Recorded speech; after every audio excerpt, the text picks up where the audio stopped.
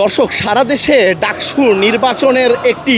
আমেজ কিন্তু ছড়িয়ে পড়েছে এবং এখানে আমরা দেখতে পাচ্ছি চট্টগ্রামের ২ নম্বর গেট থেকে জিসির দিকে যাওয়ার পথে অর্থাৎ সানমার ওশান সিটির যে রাস্তাটি রয়েছে সেখানে স্বেচ্ছাসেবক দলের একটি মিছিল এই মুহূর্তে এগিয়ে আসছে চট্টগ্রামের জিসির মোড়ের দিকে এবং আমরা এখানে দেখতে পাচ্ছি এই মিছিলটিতে নেতৃস্থানীয় যারা রয়েছেন তারা সবাই কিন্তু মিছিলটির সামনে আছেন এবং আমরা একটু কথা বলার চেষ্টা করব। মিছিলটি সম্পর্কে একটু বলবেন। ঢাকা বিশ্ববিদ্যালয়ে যে নির্বাচন অনুষ্ঠিত হয়েছে সকাল থেকে বিভিন্ন ছাত্রী বোনেরা ছাত্র ভাইয়েরা কারচুপির অভিযোগ এনেছে এবং পূর্বে থেকে একটা বিশেষ প্যানেলের পক্ষে ব্যালটে ছিল ছিল তার প্রতিবাদ এবং প্রশাসনের পক্ষপাতদুষ্ট আচরণের প্রতিবাদে চট্টগ্রাম মহানগরে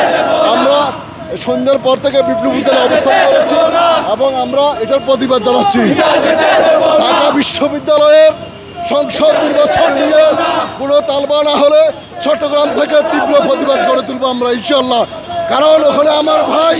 আমার বোনেরা পড়াশোনা করে তাদের ভোটের অধিকার প্রতিষ্ঠা নিয়ে কেউ যদি তালবাহানা করে তাকে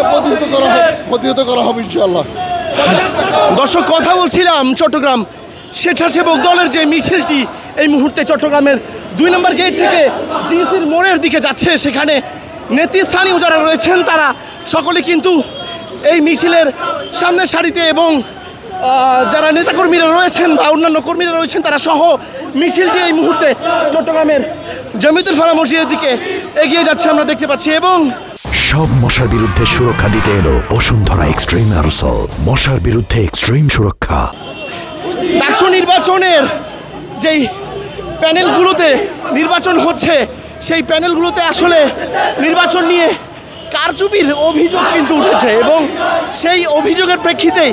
আজ এই মিছিলটি চট্টগ্রামের ২ নম্বর গেট থেকে জিসির মোড়ের দিকে যাচ্ছে এবং স্বেচ্ছাসেবক দলের পক্ষ থেকে এই মিছিলটি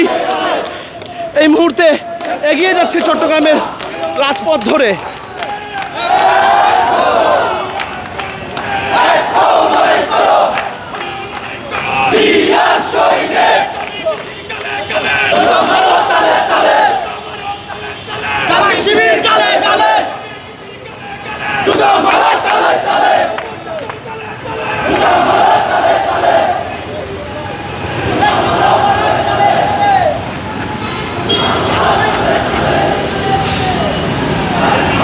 দর্শক, ডাকসু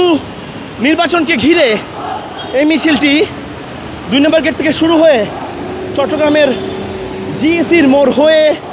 জমিয়তুল ফালাহ মসজিদের দিকে যাচ্ছে এবং এই মিছিলটি চট্টগ্রাম স্বেচ্ছাসেবক দলের